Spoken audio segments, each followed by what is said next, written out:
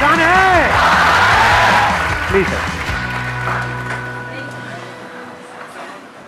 तो इस सेशन को मैं शुरू करता हूं। एक बहुत इंपॉर्टेंट एक बात जो हमको समझनी होगी इस सेशन को आगे बढ़ाने से पहले, हमारा जो भी एजुकेशन सिस्टम है या जो भी बचपन से आज तक हमारी कंडीशनिंग हुई है, वो पूरा फोकस सिर्फ एक ही चीज के ऊपर है, वो है कि पैसा कमाओ।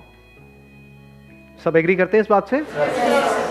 तो पैसा कमाने पे तो सबका फोकस है, लेकिन कुछ ऐसा है जो इससे बहुत इंपॉर्टेंट है, उस पर किसी का फोकस नहीं है। पैसा कमाने से भी ज्यादा जो इंपॉर्टेंट है वो है कि आपने कितना पैसा बचाया। इंपॉर्टेंट है या नहीं है लॉन्ग टर्म में? सपोजिंगली आपने 50,000 रुपए महीने का कमा तो लिया, लेकिन आपके खर्चे हैं 55,000 रुपए के, क्या करोगे? तो कितना आपने कमाया उससे ज्यादा इंपॉर्टेंट है आपने कितना बचाया। कितना बचाया इससे भी ज्यादा इंपॉर्टेंट है कि जो बचाया उसको किस तरीके से इन्वेस्ट किया।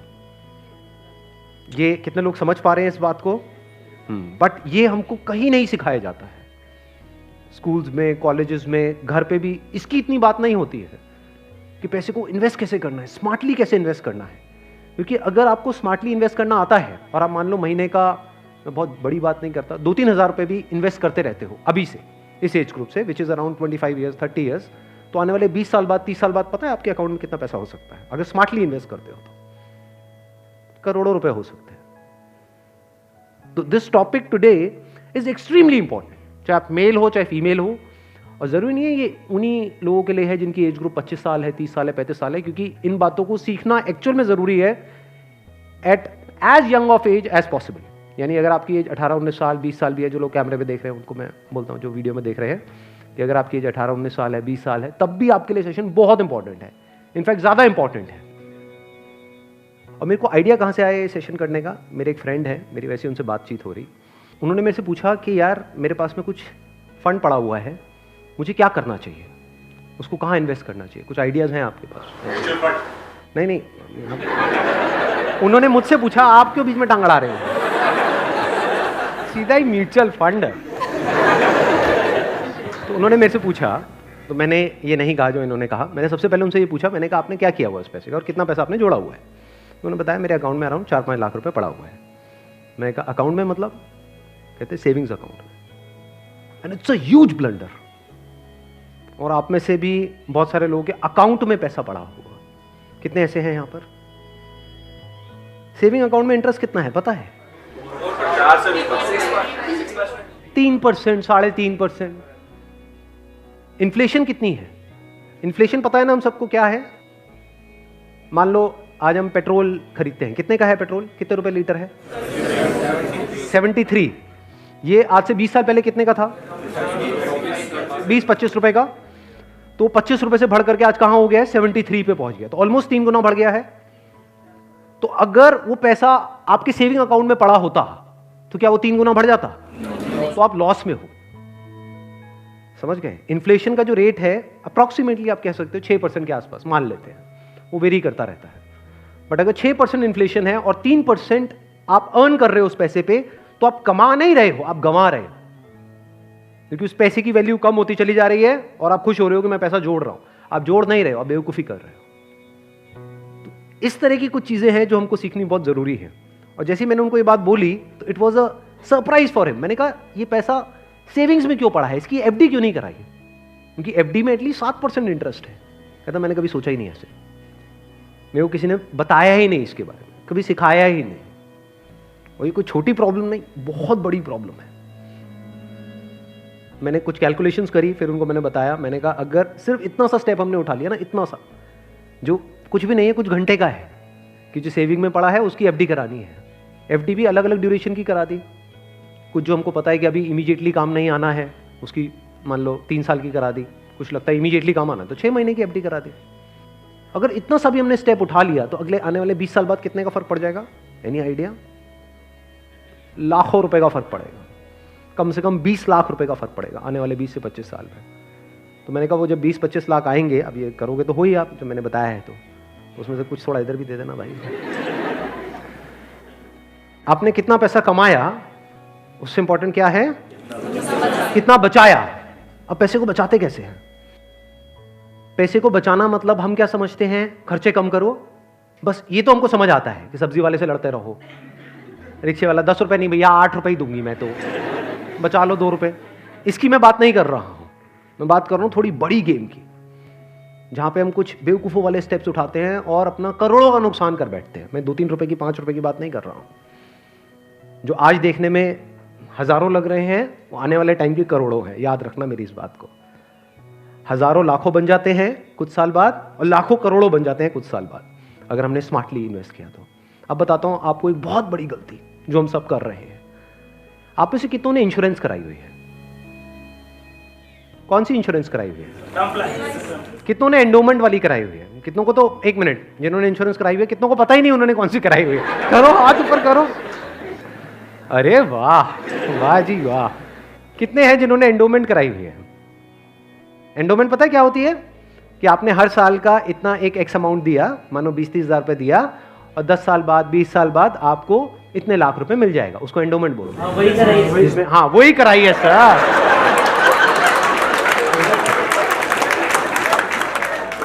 क्या सर एंडोमेंट पेंडोमेंट बोलते हैं? सीधी बात करो ना।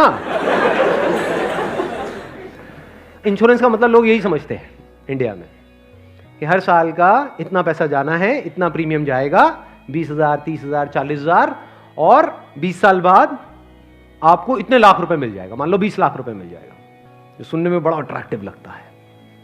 बेवकूफों वाला स्टेप है ये। कितनों ने टर्म इंश्योरेंस कराई हुई है? हार्डली 3 या 4 या 5 लोग। कमाल जी कमाल। देख लो कितना बड़ा ब्लंडर है ये अभी आप सपने में भी नहीं सोच सकते।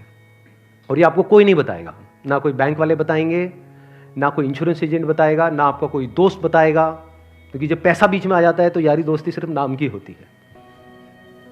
दारू पी रहे हो, ओ तुम मेरा भाई है, मैं तेरे साथ में कभी कुछ गलत नहीं कर सकता, ले तू एंडोमेंट करा, ओ तू मेरे पे छोड़ दे यार। और आपको पता ही नहीं आपका कितना बुरी तरीके से कटा है। तो अब ध्यान से समझना, ये जो टर्म इंश्योरेंस है ये आपको कराने के लिए कोई नहीं बोलेगा। क्यों? क्योंकि इसमें जो इंश्योरेंस एजेंट है उसको पैसा ना के बराबर मिलेगा। जो एंडोमेंट प्लान्स होते हैं, जो यूलिप्स होते हैं, उसमें उनको अच्छा खासा कमीशन मिलता है, कुछ केसेस में 30% तक भी मिलता है। अगर आपने मानो 20,000 की इंश्योरेंस कराई तो 30% कट गया आपका। आपका कट नहीं गया है, पैसा आपका कट गया है। 6,000 रुपए गया। अगर 6,000 रुपए वैसे कहीं पे खो जाते हैं या नहीं मिलते हैं या कोई लेकर के आपसे भाग जाता है, कितने दिन तक टेंशन रहती है? मजे की बात क्या है, आपको पता ही नहीं है कि आपके साथ क्या हुआ है। ये जो टर्म इंश्योरेंस होती है इसमें ना के बराबर कटता है। इसमें बस एक पॉइंट होता है जिसको सुनते ही आप लोगों को झटका लगेगा, जिनका कन्वेंशनल माइंडसेट है।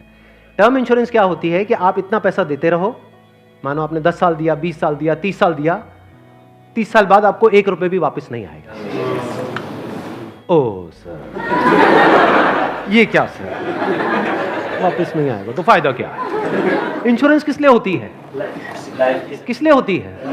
कि कल को आपको कुछ हो जाए। ये बेसिक सी बातें बता रहा हूं आपको, ये नहीं पता है लोगों को। अभी देख लो कितनों ने हाथ उठाया था।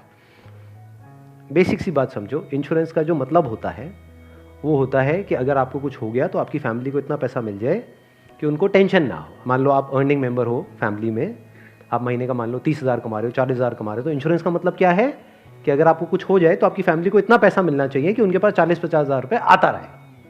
ये जो पॉलिसीज होती हैं, एंडोमेंट, यूलिप और ये सब जितनी भी होती हैं, इसमें कवर बहुत कम होता है। कवर का मतलब समझते हैं हम? कवर मतलब लाइफ कवर, जितने की कवरेज हुई है। कि अगर आप मानो 50,000 का प्रीमियम दोगे तो आपको कवरेज मिलेगी, अलग अलग प्लान में अलग अलग होती है, मान लो 10 से 20 लाख रुपए की। मान लो अगर आपको 20 लाख रुपए मिल भी गया आपकी फैमिली को आपके जाने के बाद में, अगर आप साल का 50,000 दे रहे हो तो इसका मतलब अच्छा खासा कमा रहे हो, मान लो लाख रुपए महीने का कमा रहे हो, तो क्या उस 20 लाख रुपए में आपकी सारी जो भी फैमिली की प्रॉब्लम्स है वो सारी सॉल्व हो जाएगी? तो करा क्यों रहे हो ऐसी इंश्योरेंस? बस लालच, कितने साल बाद इतना पैसा मिलेगा?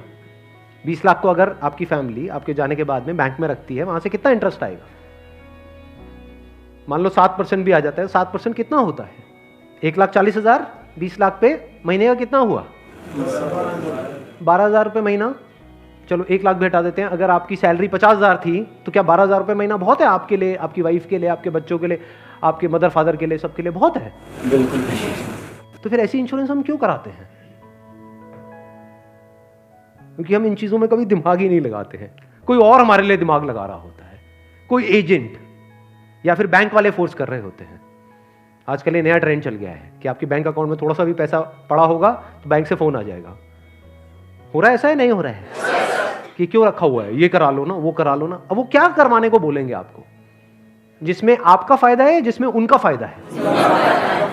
इस बेसिक सी चीज को समझ लो। तो टर्म इंश्योरेंस के लिए आपको कोई नहीं बोलने वाला। उल्टा अगर आप बोलोगे तो वो लोग मना ही करेंगे, आपको कहेंगे इसमें मिलना तो है नहीं, फायदा क्या है।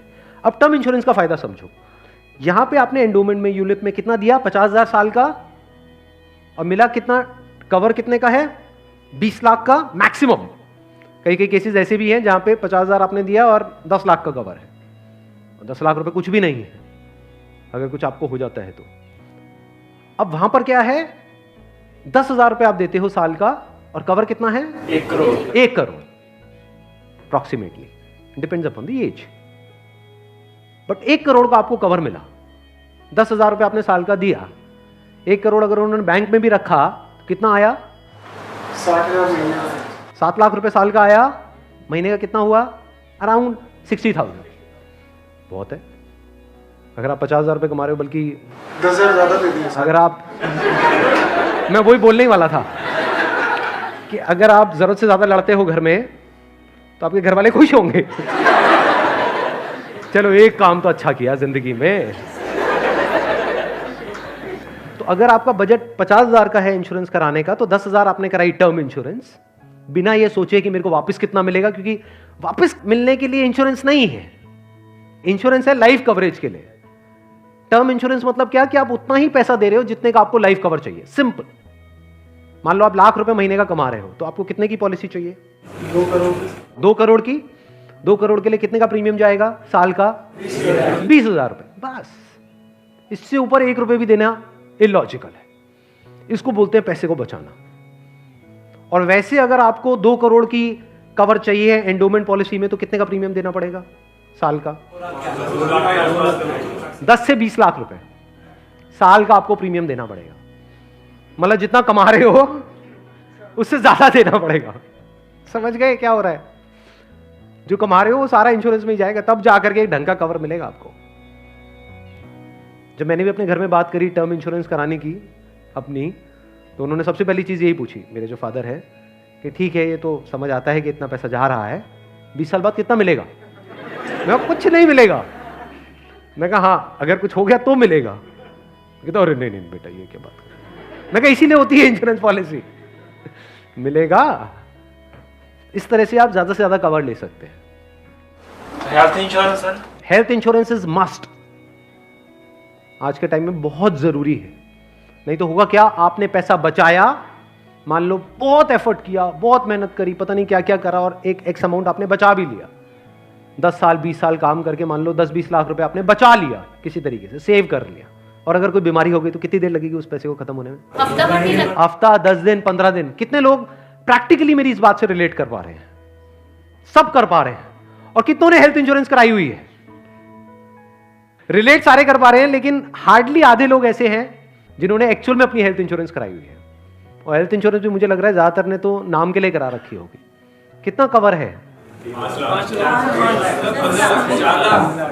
क्योंकि अगर आप कवर ज्यादा भी लेते हो तो प्रीमियम आपको बहुत ज्यादा नहीं देना पड़ता है, मार्जिनली एक्स्ट्रा होता है। उसमें आपकी पूरी फैमिली कवर हो जाती है।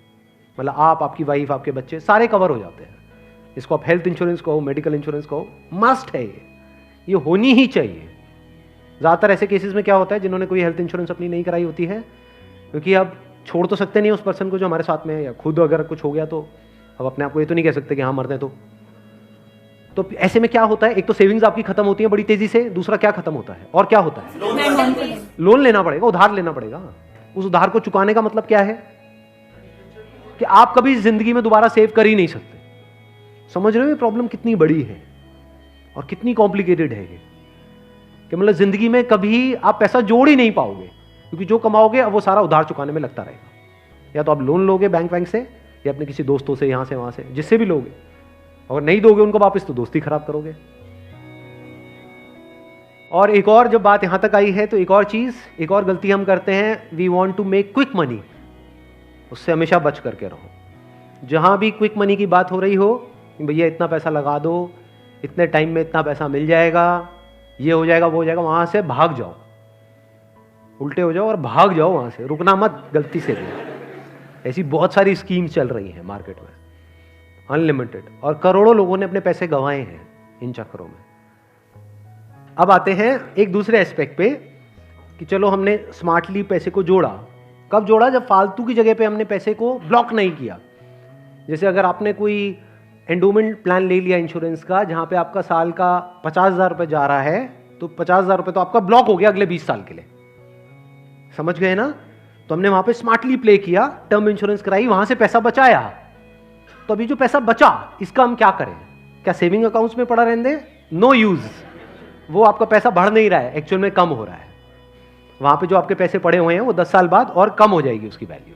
तो करना क्या चाहिए? इतना पैसा जितना आपको लगता है कि यार मेरे को इमीडिएटली जरूरत पड़ सकती है, वो कितना है? जितना आपके महीने के खर्चे हैं, इंटू 6 कर दो। वो पैसा है जो आपको कभी भी जरूरत पड़ सकती है। तो उस पैसे की आपने एक 6 महीने की एफडी करा दी। और एक बहुत अच्छा ऑप्शन अवेलेबल है हमारे पास में, वो है म्यूचुअल फंड्स। म्यूचुअल फंड्स पता है सबको क्या है? कितनों ने ऑलरेडी इन्वेस्ट किया हुआ है म्यूचुअल फंड्स में? बहुत कम लोगों ने। क्यों नहीं किया हमने इन्वेस्ट? पता ही नहीं सर। नंबर 1 करेक्ट इंफॉर्मेशन नहीं है। नंबर 2 हम डरते हैं, हमें लगता है म्यूचुअल फंड भी कोई स्कीम है कि पैसा इकट्ठा किया और कल को अगर भाग गए या बंद हो गया तो पता नहीं क्या होगा। ये पैसा आपका 100% सेफ है, because it is regulated by SEBI. तो यहां पे डरने की जरूरत नहीं है कि मेरा पैसा चला जाएगा, बस हमको यहां पे स्मार्टली प्ले करना पड़ेगा। So what we need to do is, एक तो आपने अपने 6 महीने का जो अपना कॉर्पस है उसको अलग कर दिया, यानी जो पैसा आपको चाहिएगा उसकी आपने एफडी करा दी, इंश्योरेंस वगैरह को प्लान कर लिया अच्छे से। फिर जो पैसा आपका बचा उसमें आप इन्वेस्ट कर सकते हो through SIP, systematic investment plan. It is an excellent option.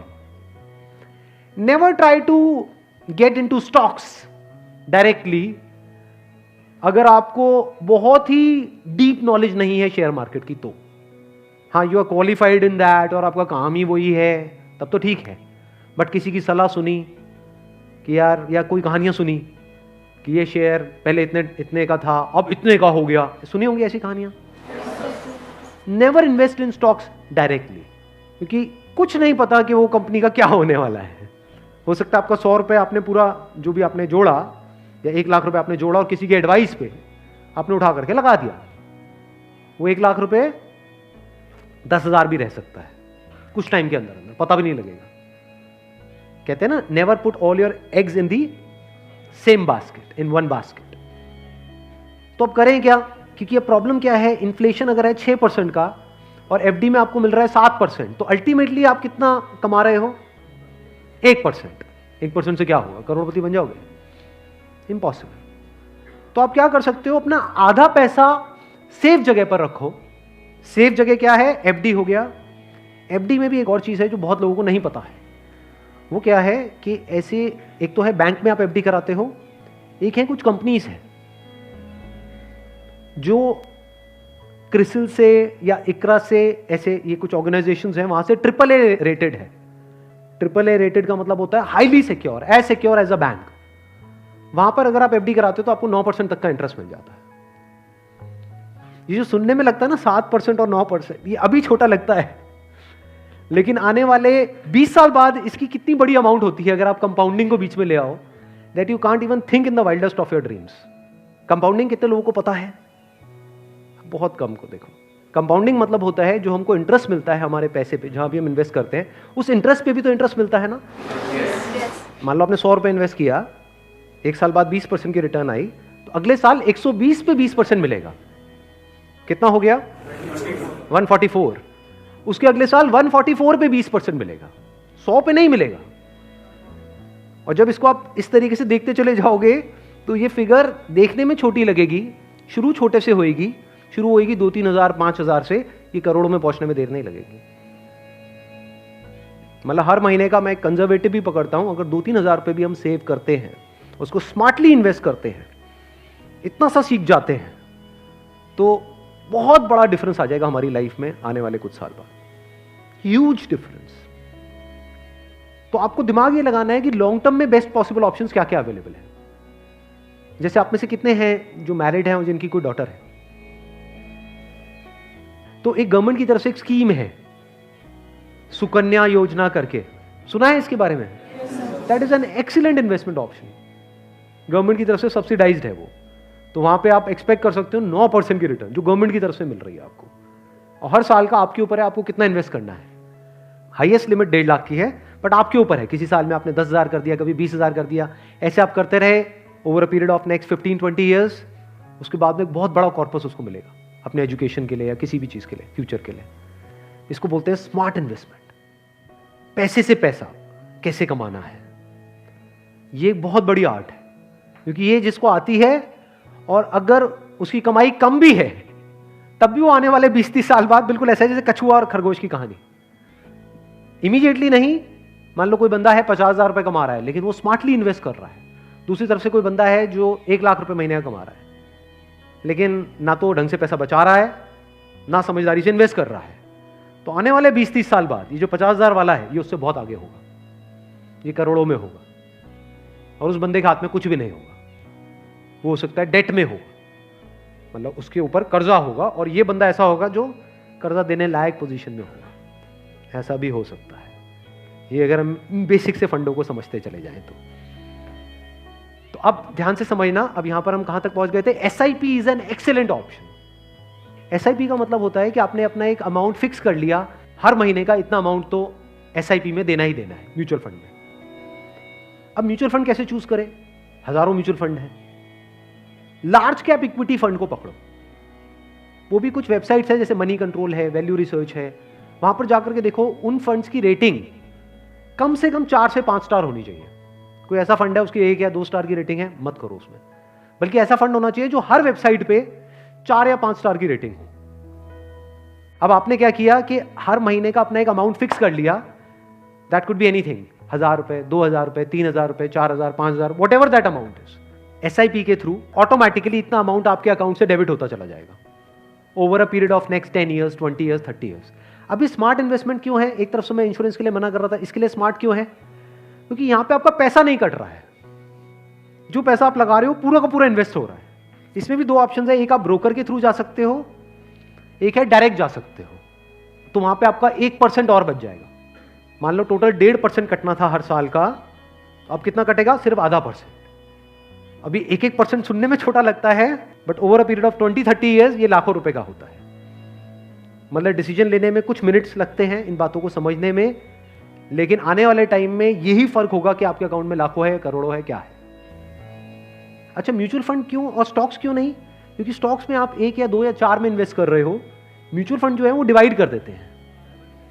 वो मान लो 50 में उन्होंने इन्वेस्ट कर दिया, तो अब अगर उसमें से एक कंपनी बंद भी हो गई तब भी प्रोपोर्शनेटली जो आपने इन्वेस्टमेंट करी है उसमें उसका परसेंटेज क्या था? मान लो 2%, तो आपको 100 रुपए 98 रह गया, बस इतना ही हुआ। अब मार्केट में सबसे बड़ा डर लोगों को यह होता है जो म्यूचुअल फंड में नहीं इन्वेस्ट करते हैं कि कल को नीचे आ गया तो क्या होगा, क्योंकि नीचे आने की कोई लिमिट नहीं है। एफडी में यह है कि नीचे नहीं आएगा, इंटरेस्ट कम हो सकता है, नीचे नहीं आएगा। तो म्यूचुअल फंड में लोग नीचे आने के नाम से डरते हैं, ऊपर जाने में कोई डर नहीं है। अगर गारंटी मिल जाए कि भैया साल का इतना % तो आना ही आना है और आता ही रहेगा जिंदगी भर, तो कोई डर ही नहीं है, फिर तो सारे लगा देंगे। बट कोई गारंटी नहीं है ना, और नीचे भी जा सकता है। तो अगर कुछ ऐसा हो जाए कि अगर म्यूचुअल फंड नीचे भी जाए तब भी आपका फायदा हो जाए, तो प्रॉब्लम सॉल्व हो गई ना। ये मेरी अपनी स्ट्रैटेजी है, ये कोई किसी बुक में नहीं है या कोई थ्योरी नहीं है, ये मेरी अपनी स्ट्रैटेजी है, वो मैं आप लोगों के साथ में शेयर कर रहा हूँ। आपको क्या करना है? मोटा मोटा स्टॉक मार्केट को ट्रैक करना है, हफ्ते में एक दिन देख लो कि अभी कितने पे चल रहा है। मान लो एक पीक है, पीक अभी मान लो 40,000 है, अभी मार्केट चल रहा है अराउंड कितना? 37 के अराउंड चल रहा है।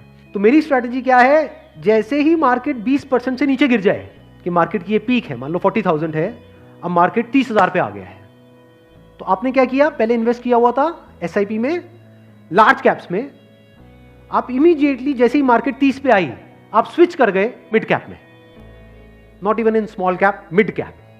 अब ऐसा क्यों किया? क्योंकि जब मार्केट 20% टूटेगा, सेंसेक्स का मतलब लार्ज कैप्स जो बड़ी कंपनीज हैं, जब मार्केट 20% टूटेगा यानी बड़ी कंपनीज के जो शेयर्स हैं वो 20% से टूटेंगे, तो जो छोटी कंपनीज हैं उनके शेयर्स 50 से 60%, 70% तक टूट जाएंगे। तो जब वो 60% टूटा तो 100 की चीज आपको कितने में मिल गई? 50 में या 40 में। तो जब मार्केट नीचे भी गया तो आपका फायदा हो रहा है। ये स्ट्रैटेजी समझ आ गई? वापस से जैसे ही मार्केट जो भी लास्ट उसकी पीक थी, मान लो 40,000, उससे 20% ऊपर गया तो मिड कैप से आप स्विच कर गए वापस से लार्ज कैप में। ये स्ट्रैटेजी जो है ये मैंने सीखी है वॉरेन बफे से। उनका जो बेसिक सा फंडा है, मतलब अगर एक लाइन के अंदर बोला जाए, वो क्या है कि जब मार्केट बहुत ज्यादा ग्रीडी हो तो डरो, और जब मार्केट डरा हुआ है तो ग्रीडी हो जाओ। बेसिक सा फंडा है। मतलब जब सब डरे हुए हैं तो थोड़े से लालची हो जाओ, और जब सब लालची हो रहे हैं, मतलब मार्केट ऊपर भाग रहा है, तो डरने लग जाओ। तो लार्ज कैप में डर कम है, मिड कैप में डर ज्यादा है।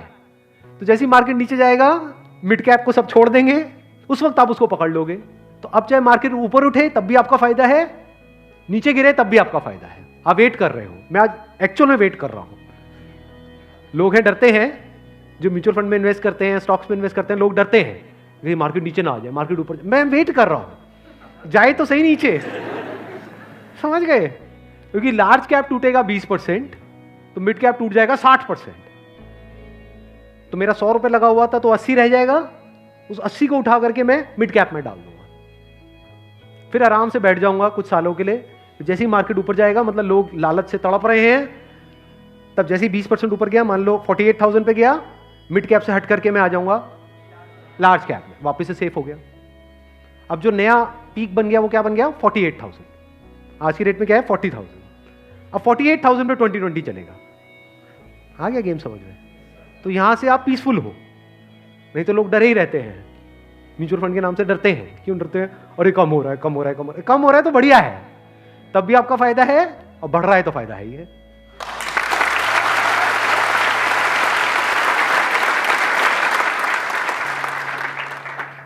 समझ गए? ये बेसिक सा फंडा है, हमेशा याद रखना। मतलब मासिस की जो साइकी है उससे आप कुछ अलग करोगे तभी आपके साथ कुछ अलग होगा, नहीं तो पूरी मार्केट रो रही होगी, आप भी बैठ करके रो रहे होंगे। अरे टूट गया, टूट गया, टूट गया, टूट गया, अरे गिर गया, गिर गया, गिर गया, गिर गया, मैं बर्बाद हो गया, मैं बर्बाद। बर्बादी में भी आपका जश्न होगा अगर इस तरह से आप समझ पा रहे हो तो। Thank you so much.